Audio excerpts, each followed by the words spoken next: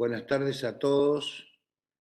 Eh, en el día de hoy tenemos otra vez el enorme honor de tener con nosotros al doctor José Luis Escalante, que como ustedes saben, su origen es como médico intensivista, que ha sido director del programa de trasplante del Hospital Universitario Gregorio Marañón de Madrid, ex coordinador regional de trasplantes también de la Comunidad de Madrid y se desempeña como asesor científico del Donation and Transplantation Institute. Así que esta es la tercera presentación que nos hace. Creo que de todo el gran grupo español ha sido el que mayor participación ha tenido José Luis, y te lo agradecemos enormemente. El doctor Escalante nos va a hablar sobre la evaluación del proceso de donación y trasplante, que si ustedes recuerdan en las primeras clases terminaba, ¿no es cierto?, todas las etapas de los trasplantes terminaban en el control de calidad, que no es más ni menos la evaluación del proceso, es la conclusión final de lo que estamos haciendo. Así es, José Luis, que estamos todos muy ansiosos por poder escucharte, no solamente los resultados de España, sino cómo debemos hacer nosotros para tener una evaluación de nuestro proceso y que sea fidedigna en cuanto a los resultados que estamos teniendo. Y por supuesto, nuevamente, muchísimas gracias. Buenas tardes a todos. Muchas gracias en primer lugar a Clemente, pues gran amigo de mucho tiempo. Y como él bien sabe, para mí es un placer volver a Argentina, aunque sea de esta manera fría y virtual, porque yo soy un gran amante de la cercanía y de los abrazos. Pero bueno, pues no tenemos otros métodos en estos momentos. Como bien decía Clemente, me corresponde hablar de la evaluación del proceso de donación y trasplante, que es hablar al final de calidad en los procesos de donación, como vamos a poder ver. Fundamentalmente me voy a referir a los procesos de donación. Al final mostraré dos o tres diapositivas sobre la evaluación también de los programas de trasplantes, pero mi objetivo fundamental es la evaluación del proceso de donación. A ver, ¿qué no pasa? Ahora. Bueno, antes de comenzar, quería referir que todo lo que voy a comentar está en este capítulo 17 de la octava edición de la Guía de Calidad y Seguridad de Órganos para Trasplante del Consejo de Europa, en el cual pues, he venido participando en las tres últimas ediciones, y en particular este capítulo pues he sido el coordinador durante las tres ediciones, lo de cómo alcanzar y medir la calidad en donación y trasplante. Se puede descargar gratis, únicamente hay que inscribirse en la URL, en la dirección que figura ahí, y se puede tener esta guía de calidad, que es una magnífica obra que hay que tener cerca cuando uno está trabajando en donación y trasplante de órganos, porque puede solventar muchos problemas. Bueno, como ya ha comentado Clemente, la donación y el trasplante es un proceso, como aquí está representado en este esquema, que cedido por el doctor Matesanz, el cual es susceptible de poder evaluar como cualquier otro programa mediante un análisis sistemático de la gestión operativa de cada uno de estos apartados para ver si el programa o el proceso cumple con los objetivos y las metas que se propusieron inicialmente. Hablar de evaluación, como decía Clementes, es hablar de calidad, y hablar de calidad es hablar del padre de la calidad de los servicios sanitarios, no ya hablar de calidad en sentido general en cualquier otra empresa o cualquier organización. En relación con los trabajos de Abedis Donabedian, bueno, pues estableció fundamentalmente las bases para medir y para mejorar la calidad de los servicios de salud mediante una aproximación basada en tres enfoques claves, que son el enfoque de la estructura, el enfoque de los procesos y el enfoque de los resultados, estableciendo una serie de estándares con los cuales compararse para ver si uno lo está haciendo bien en su trabajo diario. En esencia, para partir de una base común, podemos decir que calidad, en el sentido general, es el grado por el que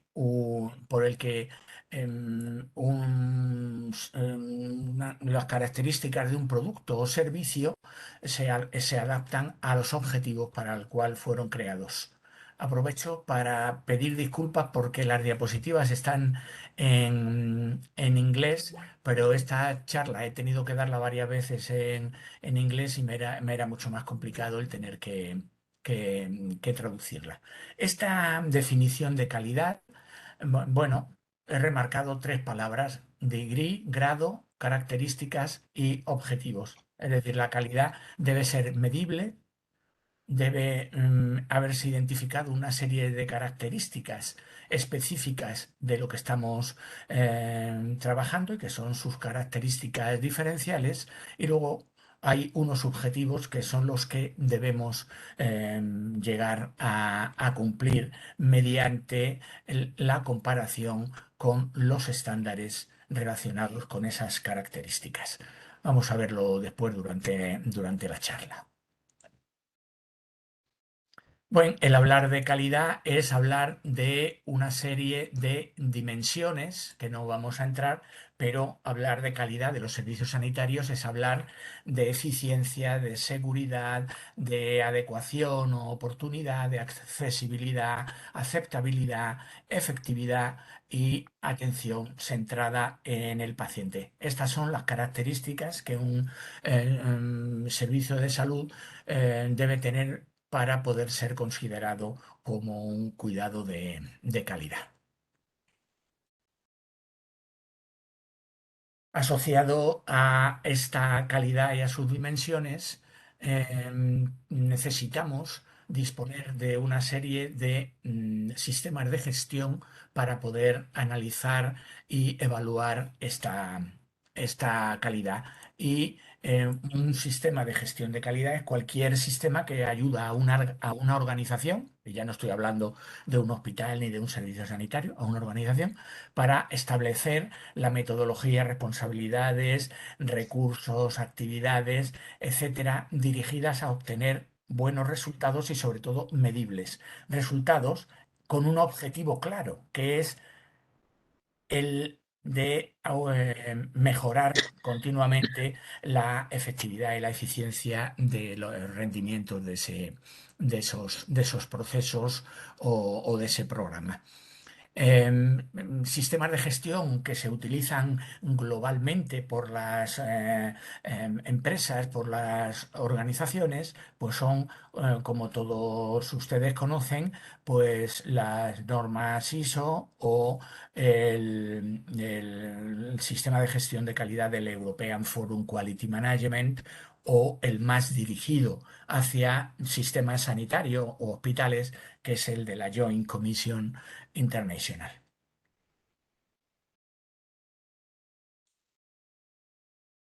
¿Y por qué necesitamos hablar de calidad? Porque si no, no podemos encontrar con esta situación. Hemos tenido muy bien diseñado todos los procesos, pero al final el resultado no es el adecuado y las dos vías no acaban por encontrarse para cerrar completamente el circuito. Perdón, hay una antes. Bueno, para usar cualquiera de esos sistemas de gestión de calidad que hemos hablado, el ISO, el FQM o la Joint Commission, es fundamental utilizar el que se conoce como ciclo de mejora o el ciclo PDCA de Plan, Do, Check and Act, o también llamado el ciclo de Deming, porque fue el que lo describió, y según el cual, bueno, pues ante una situación concreta, actual, debemos identificar los problemas, hacer un análisis de qué está detrás de esas dificultades, priorizarlas, buscar qué podemos hacer a pequeña escala para mejorar esa situación e implementarlo, volver a analizar o a chequear si con esa mínima implementación de soluciones hemos conseguido resultados adecuados, y si es así, establecer, extender esas soluciones a un mayor nivel para mejorar la situación y volver a empezar con el plan. Es decir, una vez hecho este primer ciclo, volveríamos a empezar a analizar la situación actual, a implementar cambios a pequeña escala, a chequear, a implementarlo a mayor escala y volver a empezar. Y ese es el ciclo continuo de la calidad.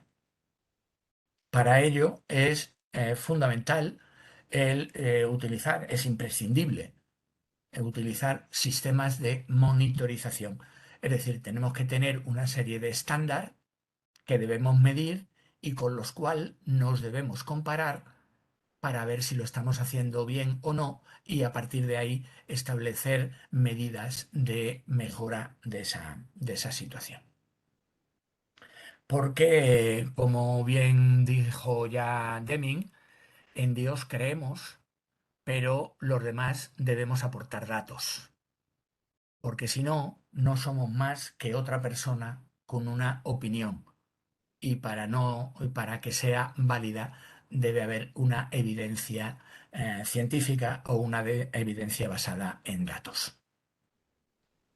Hemos hablado de los indicadores, también conocidos como indicadores clave de rendimiento, Key Performance Indicator, que son medidas utilizadas para determinar a través del tiempo el rendimiento de una organización, de acuerdo a los elementos que hablábamos en un principio, de estructura, procesos y resultados. El objetivo es identificar problemas o situaciones que pueden ser potencialmente mejoradas o desviaciones de la práctica habitual, de la práctica estándar, y basándonos siempre en estos tres enfoques de la calidad.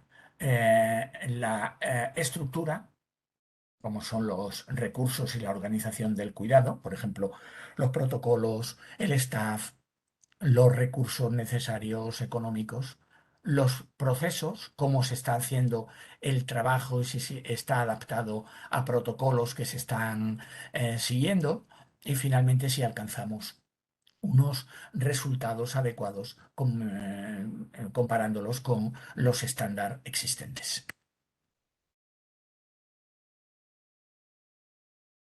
Bueno, y es posible medir el rendimiento o el nivel de la organización, de la donación de órganos. Totalmente, total y rotundamente sí. Podemos utilizar sistemas de gestión para analizar la donación a nivel de países o de regiones, y también a nivel de hospitales. Vamos a ver algunos ejemplos de cómo se mide o cómo se compara la donación a nivel internacional o a nivel de diferentes regiones. Aquí esta es una publicación del Observatorio Mundial de la Salud que está gestionado el Observatorio Mundial de Donación y Trasplante, gestionado por la Organización Mundial de la Salud y delegado en la ONT, en el que se representa las tasas de donación a nivel en muchos países y referidas a un indicador que es por millón de población. Es decir, que aquí lo que se ve es un número absoluto de donantes, entre paréntesis, aquí a la izquierda de las barras, y las barras que representan el número de donantes por millón de población de cada país, que es una manera de relativizarlo y de compararlo. En azul podemos ver la donación en muerte encefálica y en amarillo la donación a corazón parado, y la barra total pues son los niveles de donación de donante cadáver de cada país. Y esto ya plantea, como se puede ver, pues hay países que tienen desde 45 o cercano a 50 donantes por millón de población, a muchos países que tienen menos de 10 donantes por millón de población. Ahí me he permitido resaltar algunos países de los más desarrollados desde el punto de vista social, económico, cultural, y cómo la variabilidad de donación es muy importante cuando probablemente se estén aportando recursos similares a lo que es el proceso de la donación y el trasplante. Estoy intentando ahora mismo buscar Argentina, que debe estar por aquí porque según me ha dicho Clemente, estabais en torno a 12 donantes por millón de habitantes.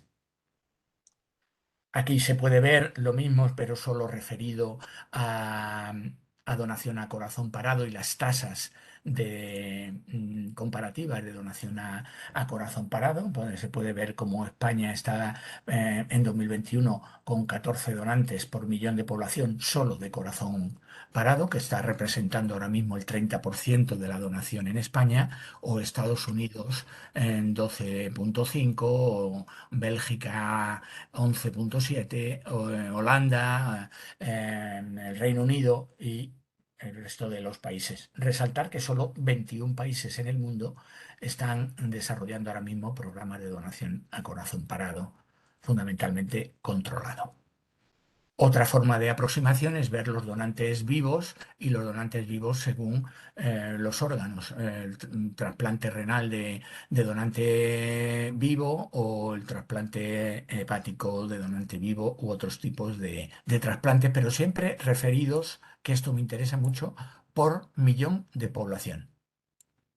Es la manera de relativizar y de comparar las tasas. Esta es otra forma de representarlo. Esta es la evolución de la donación en España desde principios de 1990 y cómo ha ido creciendo, y podemos ver si se está haciendo bien, se está haciendo mal o se están implementando medidas de mejora permanentemente. Igualmente, la evolución de la donación a corazón parado, que puede verse que ha sido espectacular en los últimos años, en amarillo, gracias a la contribución de la donación a corazón parado de tipo controlado o esperado.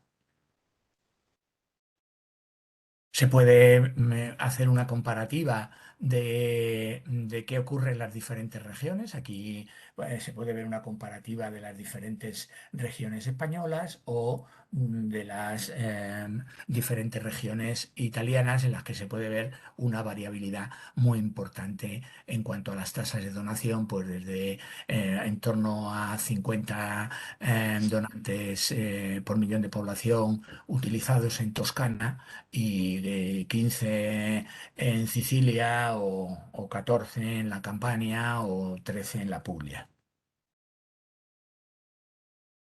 Otra aproximación es analizar el número de órganos extraídos y trasplantados por donante. Aquí se puede ver las gráficas de la utilización mejor, de la extracción de órganos, ya sea de muerte encefálica en azul, en rojo, corazón parado, controlado, y en verde, en donación a corazón parado no controlado.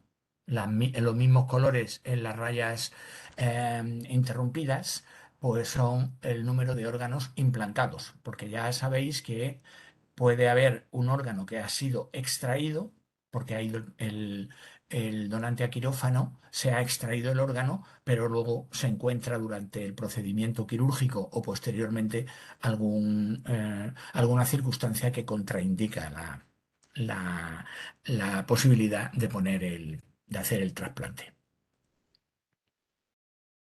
O también el número de trasplantes realizados, por ejemplo, la distribución a nivel mundial del trasplante renal de donante cadáver y así con el resto de los órganos.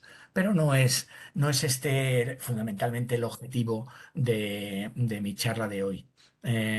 Se puede medir y se puede comparar la donación de órgano a nivel de países y regiones, pero se puede analizar también la actividad a nivel de hospitales o realidades hospitalarias concretas. En la literatura internacional hay dos sistemas de gestión que se pueden utilizar, que uno fueron el desarrollado en el proyecto DOPKI, que se realizó entre 2006 y 2009. Todos han sido a nivel de la Comisión Europea y financiados por la Comisión Europea, y el otro desarrollado también en la Comisión, que fue el proyecto DECUS, que tuvo lugar entre 2010 y 2013, en el cual estuve incorporado como uno de los expertos internacionales en el desarrollo de este proyecto. Vamos a ir viendo primero las características del DOPKI y para qué sirve, y luego veremos el UDECUS.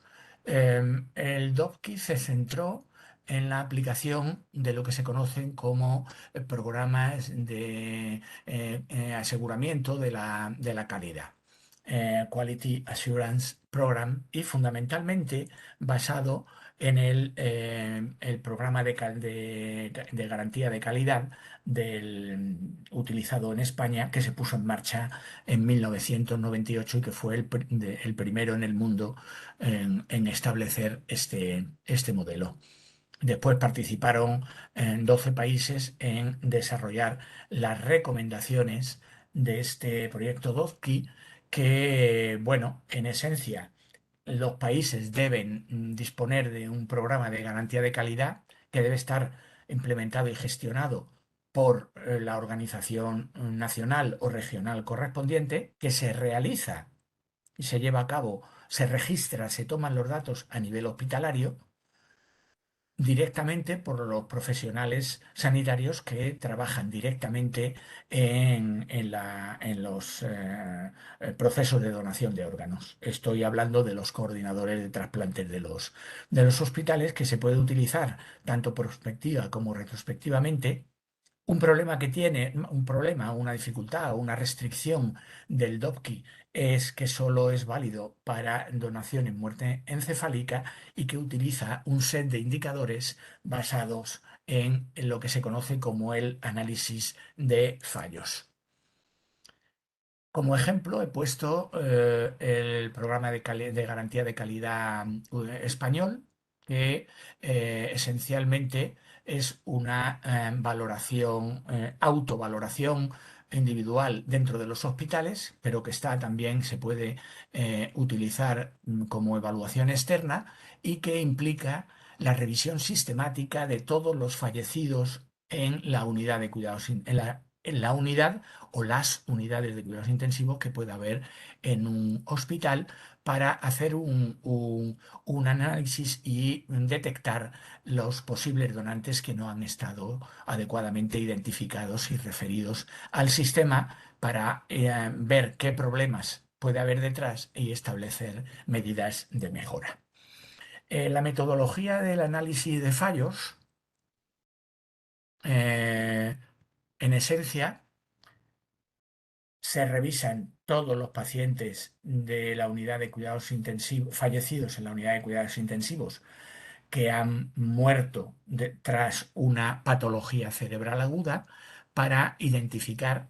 Cuando digo se revisa, quiero decir que se ven todas las historias de los pacientes fallecidos en la UCI tras una patología cerebral aguda o patología cerebral devastante. Ver para analizar cuántos de ellos han podido morir en situación de muerte encefálica, ver si fue identificado ese paciente como posible donante y referido a la coordinación o al sistema de donación de la región. Si no fue identificado, ¿por qué no fue identificado? Porque el equipo de donación no fue contactado, es decir, los intensivistas no pusieron en comunicación del coordinador de trasplantes que ahí había un potencial donante, o que se trataba de una contraindicación médica, motivo por el cual no fue referido al sistema, que tenía una causa de muerte desconocida o un problema de mantenimiento con una parada cardíaca. Por otro lado, si fue identificado, em, si existió una contraindicación absoluta o no a la donación tras ser identificado. En caso de que hubiese una contraindicación absoluta, pues, ¿por qué? Por tener una infección generalizada, bacteriana, viral, porque hubiese una enfermedad tumoral o cualquier otra causa, pero que fuese identificada. En caso de que no exista contraindicación absoluta, si se inició la extracción de órganos. No fue iniciada la extracción de órganos. ¿Por qué? Porque hubo problemas de mantenimiento, problemas organizativos, no había electroencefalograma o no había técnico, o no había ningún receptor disponible, la familia negó la posibilidad de donación, o que no se pudo establecer el diagnóstico definitivo de muerte encefálica. En caso de que sí se inició la extracción de órganos, esto ya llegó a ser un donante. Bueno, pues todas estas circunstancias están codificadas en el programa de garantía de calidad y nos permite saber, pues, toda esta información de un hospital en concreto. ¿Cuántos muertos ha habido en la unidad de cuidados intensivos? ¿Cuántos de ellos murieron en muerte encefálica? ¿Cuántos de ellos llegaron a donante de órganos? Y podemos analizar por qué se han perdido en el camino estas 21 muertes encefálicas, por qué no han llegado todos a donante, porque no fueron adecuadamente identificados y referidos al coordinador de trasplante, porque tenía un tumor o un HIV o un cáncer o cualquier otra contraindicación médica, eh, porque había algún problema de mantenimiento, una parada o una hipotensión significativa, porque hubo un rechazo a la donación, un rechazo legal si es un caso judicial, o por otras circunstancias. Esto permite tener una fotografía exacta de lo que pasa en un hospital e identificar dónde pueden estar los problemas, sobre todo si comparamos unos hospitales con otros. El DOPKI sirve para comparar hospitales porque no te da números de referencia personales para tu propio hospital. Cuando has hecho este programa de garantía de calidad, si ya has identificado una serie de cosas, puedes implementar medidas de mejora y ver qué pasa al año siguiente y en años sucesivos. Este programa de garantía de calidad ha permitido, pues esto, viendo los datos de 19 años, del 2000 al 2019, pues recogidas más de 330.000 muertes en cuidados intensivos, cerca de 40.000 muertes encefálica, muerte cerebral, y qué porcentaje corresponde del total de muertes dentro de cuidados intensivos, cuántos donantes de órganos y por qué se han perdido por el camino. Informaciones interesantes en esta diapositiva, importantes. Esta primera que he recuadrado en rojo, que el 12,5% de las muertes que se producen en las unidades de cuidados intensivos fallecen en situación de muerte encefálica y podrían ser eventuales o potenciales donantes. Esta cifra no es lo mismo que sea un hospital que tenga neurocirugía o que sea de referencia de trauma, a que no lo sea, a que sea un hospital más pequeño. Esta cifra puede variar pues, entre el 6-8% en hospitales más pequeños y puede llegar incluso al 15, 20, 25% si es un hospital que esté situado en la cercanía de grandes carreteras con accidentes de tráfico y que tenga un centro de referencia de neurocirugía. El otro dato importante que podemos saber y que ya nos puede servir como elemento comparador es que aproximadamente uno de cada dos muertes encefálicas, en este caso el 58%, se transforma en donante real de órganos. Es decir, que por el camino, desde la muerte encefálica hasta la donación, perdemos la posibilidad de donación porque no ha estado adecuadamente identificado el potencial donante por contraindicación médica, 21% por fallos de mantenimiento o por oposición familiar, que son los cuatro apartados fundamentales. Este que hay aquí, que nosotros, me refiero en España, tenemos el 2,5%, es el gran problema a nivel internacional y diversos artículos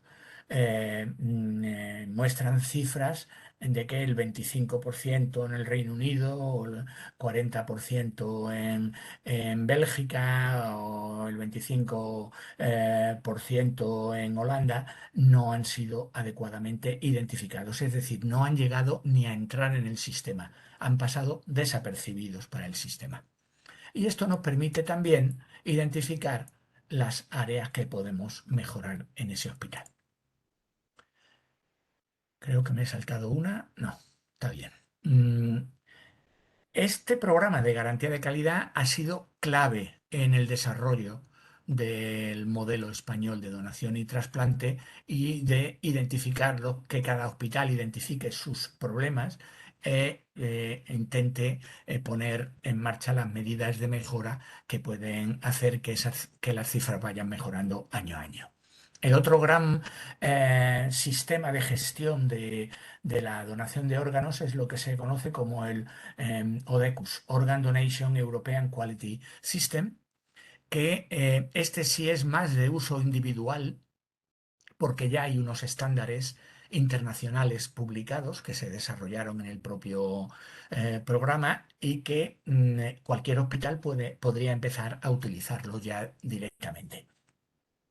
Este sistema de calidad está diseñado para utilizarse a nivel hospitalario, no solamente para muerte encefálica como el anterior, sino que también para corazón parado, incluso para donante vivo, y que monitoriza los tres enfoques clave de los indicadores de calidad que son relacionados con la estructura, procesos y resultados, y que se utiliza no solamente para autoevaluación dentro del hospital, sino que es susceptible de ser utilizado para llevar a cabo evaluaciones externas del proyecto.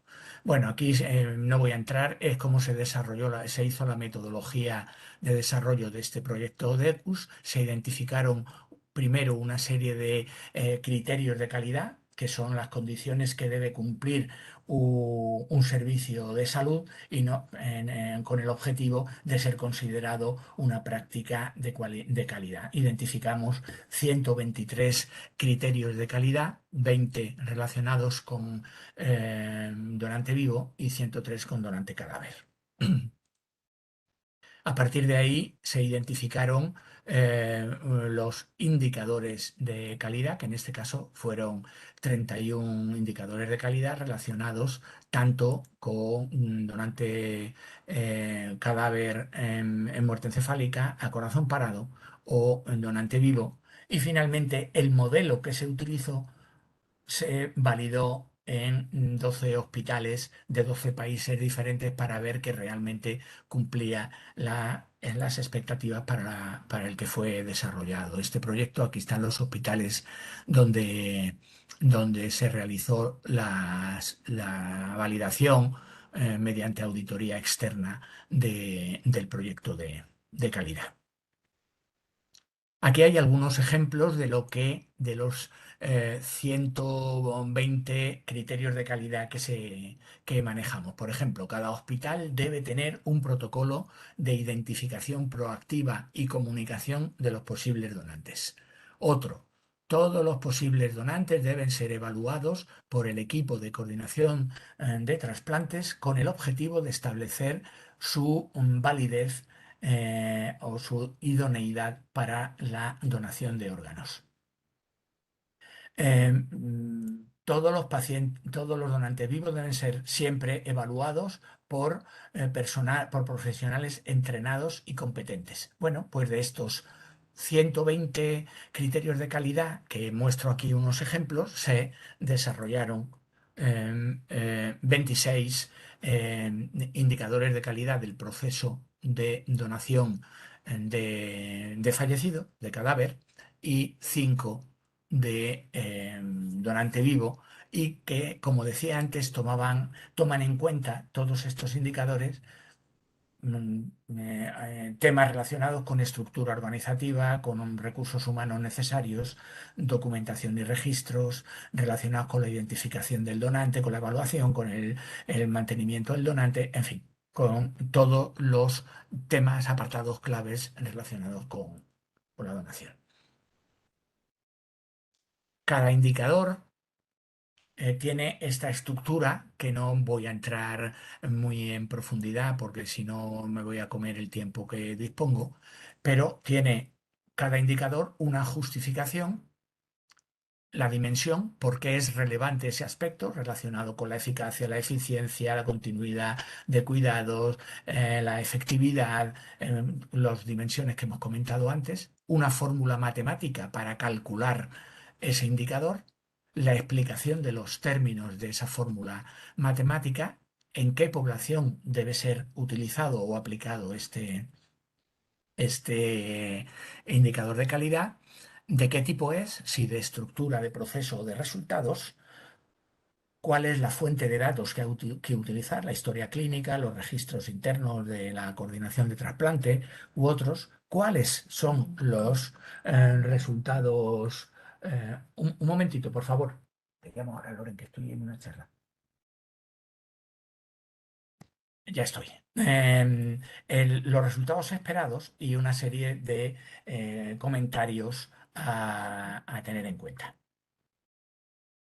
Bueno, alguno, pues como ven del mantenimiento del donante, que la fórmula es el número de donantes en muerte encefálica que han sido tratados y manejados y que se han alcanzado los tres objetivos que se refieren aquí debajo: el tener una anatremia menor de 160, el tener un gasto urinario mayor de 1 mililitro kilo hora durante las 3 horas anteriores a la extracción de órganos, y que ha habido una monitorización hemodinámica invasiva en caso de hipotensión arterial importante, acidosis láctica o necesidad de tratamiento vasopresor. Estos tres objetivos se consideran adecuados como tratamiento bueno del donante. ¿En qué población se debe utilizar? En todos los donantes, potenciales donantes en el área y en el periodo de estudio. Es un indicador de proceso, y la fuente de datos es los registros médicos de la coordinación de trasplantes de los potenciales donantes, y el 90% debe ser manejado adecuadamente en esta situación. Identificación proactiva de los donantes, pues lo mismo debe haber un protocolo, es dimensión efectividad, la existencia del protocolo, sí o no, y lo que debe contener cada protocolo. Definición, indicaciones para la identificación adecuada y pronta del potencial donante, quién debe llevar a cabo la identificación, dónde, cuándo y cómo. O este otro de identificación de la muerte encefálica, que viene a decir que aproximadamente el 50% de todos los ingresados en la unidad de cuidados intensivos con patología cerebral aguda devastante deben morir en muerte encefálica, porque si no, no han estado adecuadamente tratados como potenciales donantes. Es fundamental el conocer bien el Critical Pathway, porque son las definiciones que se utilizan en el proyecto ODECUS, y como se puede ver, el proceso de donación puede ser medido y podemos saber, aplicando esos indicadores, si estamos haciéndolo bien en cada una de las fases del proceso, porque tenemos indicadores de calidad o Key Performance Indicator en cada una de las fases. Y bueno, es fundamental tener un programa de calidad, pues para aumentar el número de donantes y el número de órganos obtenidos, para asegurar la calidad y seguridad de los órganos, para garantizar que el proceso se lleva a cabo adecuadamente desde el punto de vista ético, legal y médico, asegurar una buena documentación, registros y transparencia de todo el proceso, y establecer un sistema de mejora continua de la calidad. Como decía, me he centrado en la donación de órganos, pero también hay indicadores de calidad para lo que es el proceso del trasplante de cada uno de los órganos, y hay indicadores de calidad relacionados con la evaluación de los pacientes y con el consenso de inclusión o no en lista de espera, relacionados con el manejo de los pacientes en lista de espera, o con el periodo perioperatorio, o con la hospitalización post-trasplante, que no tengo tiempo de entrar, pero en el capítulo que comentaba al inicio de la charla están incluidos. Y como final, nuestro trabajo no solo es hacer bien nuestro cometido, no es hacer solo bien nuestro trabajo, sino también mejorar la calidad de nuestro trabajo.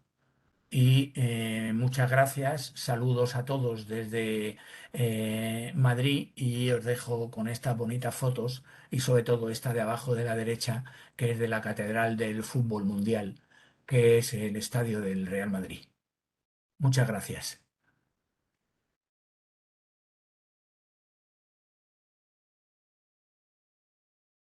Muy bien, José Luis, te agradecemos muchísimo porque es un aspecto que has presentado que, si bien fue tratado muy escuetamente en cada una de las presentaciones, nos das una idea de qué es lo que deberíamos hacer tanto en cada uno de los hospitales como en las distintas regiones, y por supuesto uniendo todas las regiones en todo el país para medir la calidad de lo que estamos haciendo. Me van a disculpar todos los asistentes, pero tengo una pregunta para hacerte. Eh, ¿Qué número, qué recurso humano tenés que contar para poder llevar adelante un programa de calidad dentro de un hospital? Supongamos que tenemos un hospital de 200 camas y que contamos que 30 de esas 200 camas están vinculadas a la emergencia. Por supuesto, que sabemos que en donación de tejidos puede contarse todas las camas del hospital, pero ya sea, no voy a hablar de la realidad del donante a corazón parado, porque como bien dijo el doctor Tanús, todavía no está desarrollado en nuestro país. 40 millones, 40 y pico millones de habitantes igual que España, ¿no es cierto? Y solamente hoy son 10 donantes a corazón parado que se han llevado adelante. Así que se está empezando lo que ustedes empezaron en los últimos años de los 80. Sí, Sí, digo sí, bien, sí, de de los los 80. 80. Ujú. Entonces, ¿con cuántas personas un hospital de estas características requerís para poder llevar adelante un programa de calidad? Y me En eso, refiero sí. fundamentalmente al primero de los programas que presentaste, donde no incluís los donantes a corazón parado. Bueno, se puede utilizar indistintamente cualquiera de los dos modelos. La diferencia es que el primer modelo, el DOPKI, tiene que estar implementado por la organización nacional correspondiente. Debe ser un programa que ponga en marcha la organización nacional o regional correspondiente, mientras que el ODECUS lo puede iniciar uno individualmente en su hospital sin tener que contar con nadie más. Esa es esencialmente la diferencia.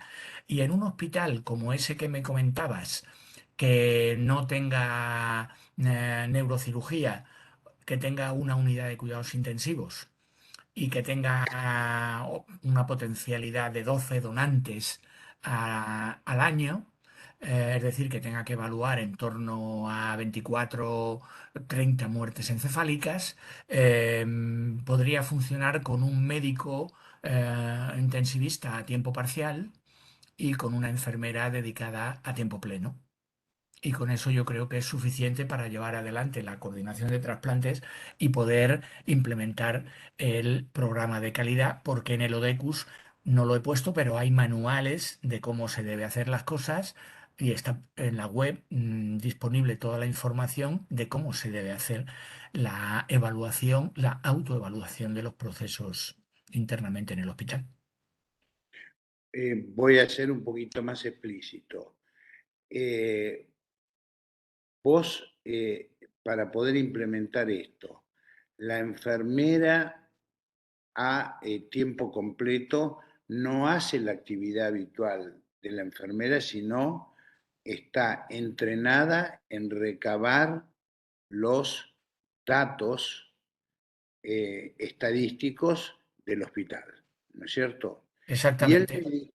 Y el médico de la terapia es tiempo parcial, ¿te estás refiriendo a un coordinador de trasplante o a un Sí, médico, a un coordinador de trasplante? un No coordinador un de médico de terapia intensiva No, no, no, convencional. no, no, no. Hace las dos funciones, el coordinador de coordinador y de intensivista, porque está a tiempo parcial.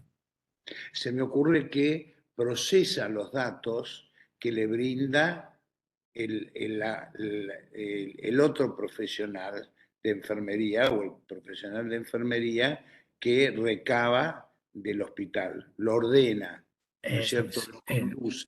Tú le Está puedes bien. pedir al sistema de información de tu hospital que te diga los pacientes que han ingresado en la unidad de cuidados intensivos por una patología cerebral aguda, porque además se corresponde con una serie de códigos del ICD-10, de la Clasificación Internacional de Enfermedades. Hay 10 códigos que están publicados y disponibles que se corresponden con la potencialidad de morir en muerte encefálica y transformarse en donantes. Entonces,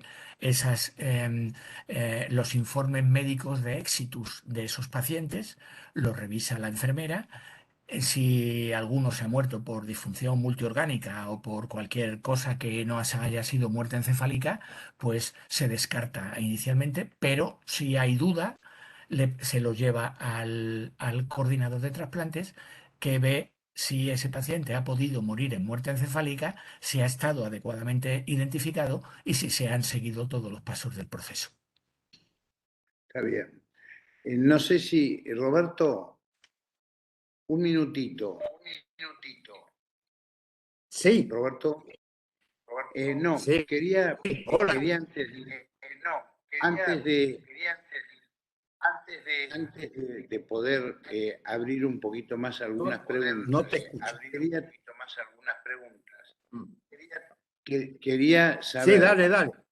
tu opinión al respecto y si tenías algún aspecto a considerar de esta brillante presentación que nos ha dado el doctor Escalante. Sí, sí, ¿me escuchan bien? Sí, sí, Hola. Roberto, pero se acopla cuando te hablan. Claro, porque yo escucho muy acoplado a ellos. Bueno, sí, en primer lugar, José Luis, agradecerte la claridad lo didáctico de tu presentación. No es esto una novedad para nosotros. No, remarcar simplemente para los alumnos y para el auditorio de eh, la importancia de los procesos que deben ser evaluados, porque de esa manera se puede medir, se puede comparar y se puede mejorar, ¿no es cierto? Entonces, este es un trabajo que hace muchos años que están llevando a cabo ustedes, José Luis. Yo recuerdo haber leído las primeras guías de calidad y las primeras publicaciones de garantía de calidad, y cómo eso no solo tiende a mejorar las cosas, sino a solidificar el fundamento del procedimiento. Entonces, eso es muy importante. Yo creo que todavía nosotros carecemos de ese desarrollo a nivel institucional. Hay un aspecto, José Luis, para que en relación a lo que dice Roberto, que y para todos los presentes, que muchos de ellos son estudiantes, que estos procesos de calidad en una institución sanitaria no se limitan solamente a los trasplantes, ¿no es cierto?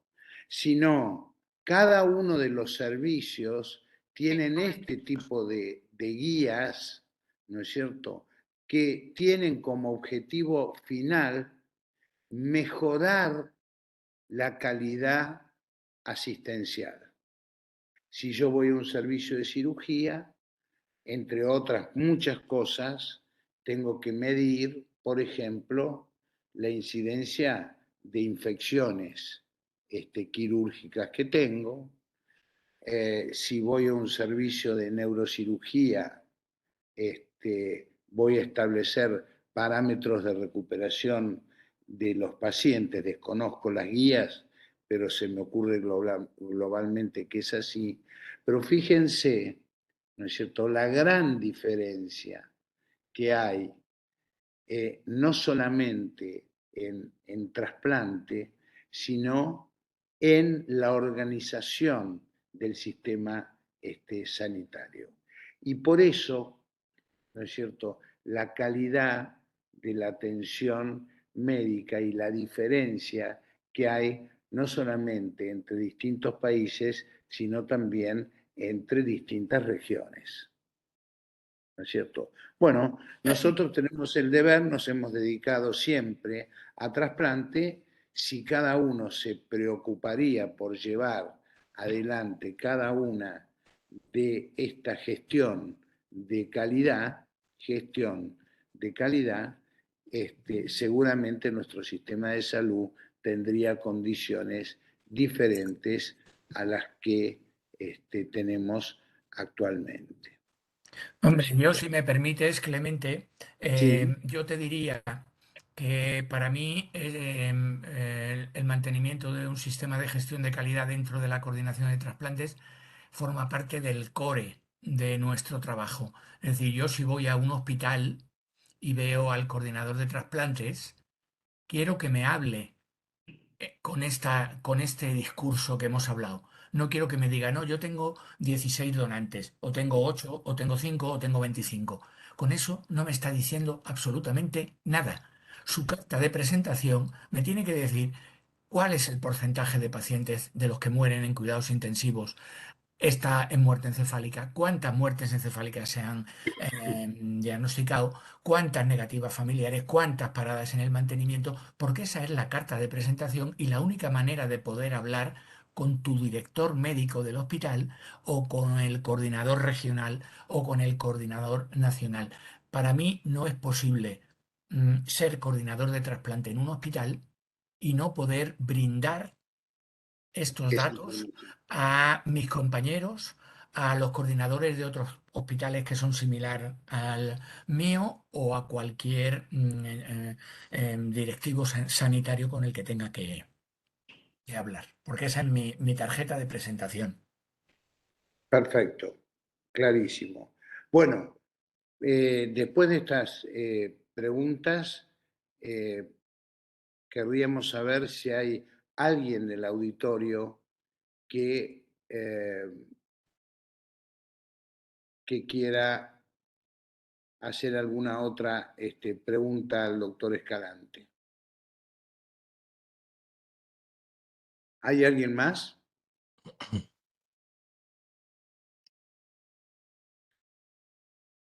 ¿Rueda? Buenas tardes. No, todo muy claro para mí. Muy linda presentación y muy enriquecedora. Ya tomé nota en 5 páginas, así que está todo traducido acá. Muchas gracias. Bien. Eh, yo tengo una pregunta más.